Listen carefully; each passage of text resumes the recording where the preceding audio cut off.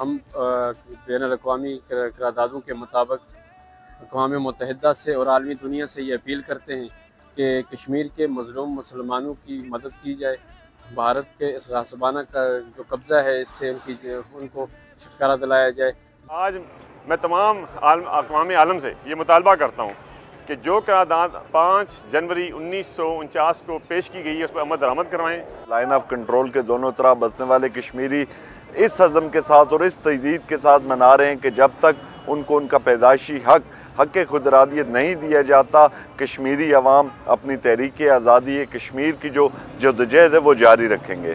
انسانیت کی خاطر اور انسانی ہمدردی کے تحت ان لوگوں کو اپنا کشمیریوں کو آزادی دی جائے اور اقوام متحدہ کی قراردادوں پہ عمل درآمد کیا جائے۔ کشمیریوں کو حق حاصل ہے کہ وہ اپنی آزادی کا فیصلہ خود کر سکتے ہیں، ان کو آگے خود ارادیت کا اختیار ملا تھا، لیکن 70 سال سے کشمیری اس دن کو یوم احتجاج کے طور پر منا رہے ہیں کہ ہمیں آج تک آزادی نہیں مل سکی۔